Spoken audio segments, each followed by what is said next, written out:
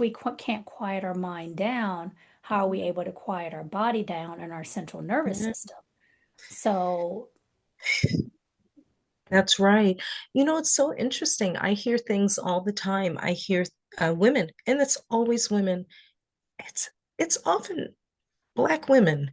mm, Um, and oh, I can't do that. I have to be here for I can't go on that trip alone. I can't go on a vacation without bringing my sister along. I oh, can't, or I hear this. You'd be surprised how often I hear it. I've worked 3 jobs so that I don't have to worry about that. I just do what I need to do and go to bed and go to work, and I don't have to think about me. mm, So my message is stop being FEMA. Let folks manage their own disasters. Say no without a TED Talk explanation.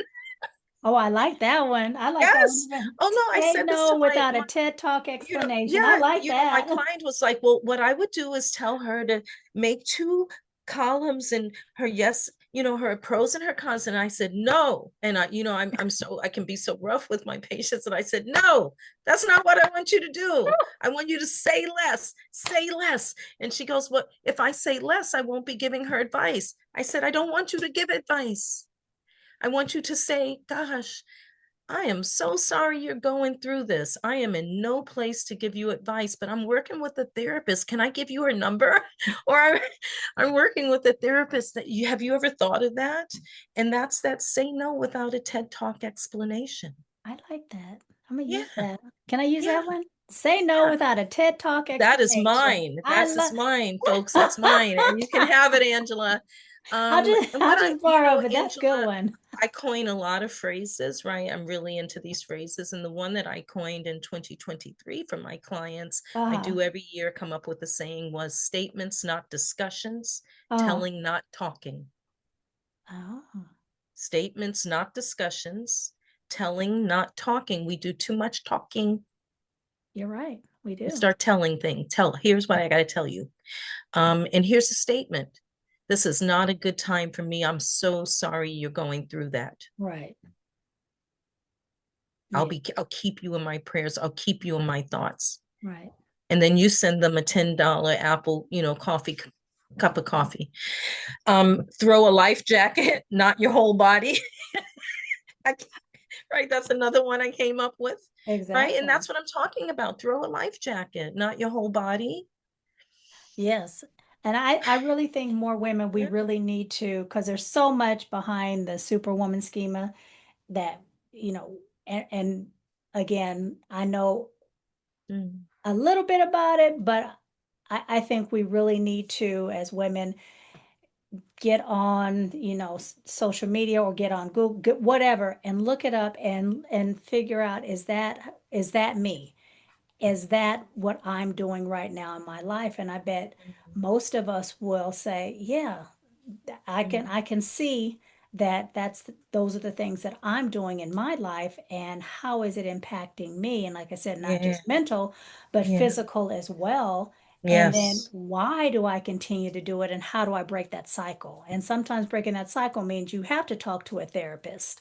Yeah. Because you might Yeah. not even see the cycle. You might not even see it. You might just think, well, this is what my mom did, my grandmom Yep. did, and so Yep. this is what I'm doing. It's normal. Yep. And for Yep. many of us, it is normal because that's what Yep. we were taught. Absolutely. You just said something, and I think that was right on that we don't know. We often don't know. I mean, I was listening to a piece of journalism on the news today about a restaurant in San Francisco that's teaching people manners, right? Table manners and basic manners, and even basic hygiene, grooming tips. And the folks that are coming in are all sort of in like from 18 to, 30. And the journalist said, well, why would you have to teach them how to eat a bowl of soup or to hold their fork or to put deodorant on? And the instructor said, because they don't know, because no one ever taught them, Wow. right? No one ever taught them. So, people learning how to do for themselves. I was thinking earlier about this, and I was thinking about my years of being, and something I still struggle with is being a rescuer, a fixer. Of Mhm. course, there's something really poignant and beautiful, right, about Right. being helpful, Right. and something poignant and beautiful about being someone that people believe is a saint or an angel or a lifesaver. A lot of us get off on that. I certainly have gotten off on that in time, over time, but it just becomes more of a placebo elixir Yeah. Yeah. with no good beneficial effects for you, if you do this ad infinitum. And I start to think that you can't think about how hard we work, how long we work, Mm. that you can't cash in unused sick days from your strong Black woman job, you know?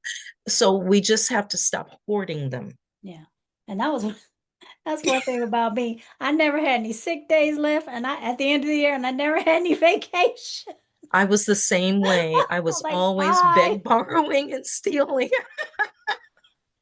Listen, there was a time in my life that I would take off, both my daughter and I am in the medical field, Mhm. that I would take off from San Diego, my job. I would take 2 days off without pay to drive to Los Angeles to babysit for her so she could go to work. Mm. And, Mm. we don't mind doing those things when we're moms and we love our people, but there won't no reward in it. I'm telling you that. Other than the fact that it's always wonderful to babysit your grandchild. Right. Actually, I have But mine here today, so yeah, they're actually, oh, yeah, they're in the living yes. room. Yeah. But you know that saying too, what is it? No good deed goes unpunished. Right. And then we get resentful.